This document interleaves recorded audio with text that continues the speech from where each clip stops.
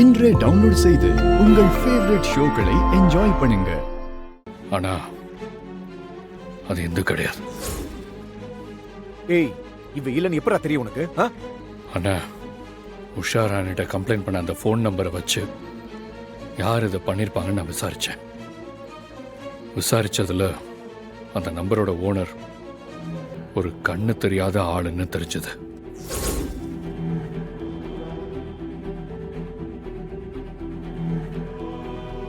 அவர்கிட்ட கேட்டப்போ ஒரு பொண்ணு அவர்கிட்ட இருந்து போனை வாங்கி உஷாராணி கிட்ட பேசினதா சொன்னாரு.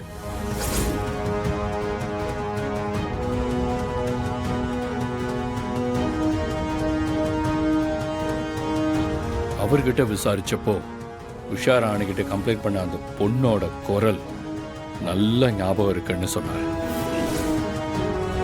அண்ணா, அப்பவே நான் இந்துவா அவர் முன்னாடி பேச வச்சு இவளான்னு கேட்டுட்டேன்.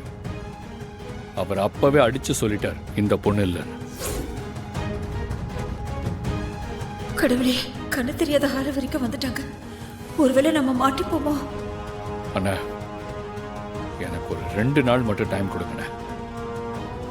அதுக்குள்ள அந்த போன்ல பேசின அந்த பொண்ணு யாருன்னு கண்டுபிடிச்சு உங்க கண்ணு முன்னாடி கொண்டு வந்து நிப்பாட்டுறேன்.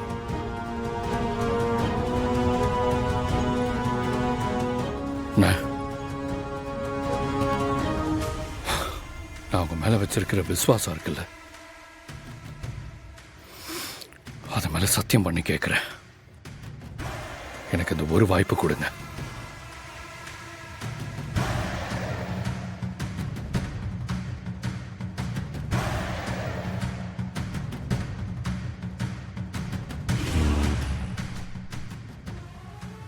என் வீட்டில் உக்காந்துக்கிட்டு என் சோத்தை தின்னுட்டு நான் வாங்கி கொடுத்த துணிமணியை போட்டுட்டு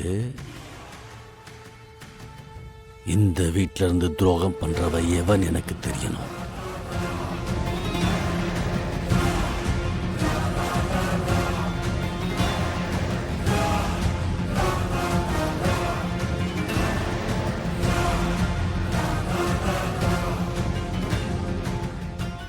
அவன் சொல்ற மாதிரி இதை நீ பண்ணாம இருந்திருந்தாலும் இந்த வீட்டில இருந்து வேறொரு பொம்பளைக்கு கம்ப்ளைண்ட் பண்ற அளவுக்கு தைரியம் வந்திருக்குன்னா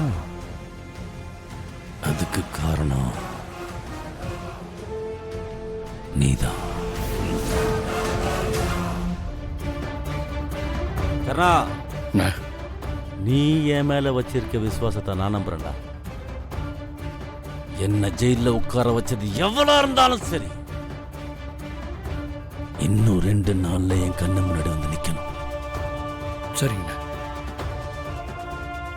இல்லன்னு வை, அதுக்கப்புறம் உங்க அப்பாவை உயிரோட பார்க்கவே முடியாது.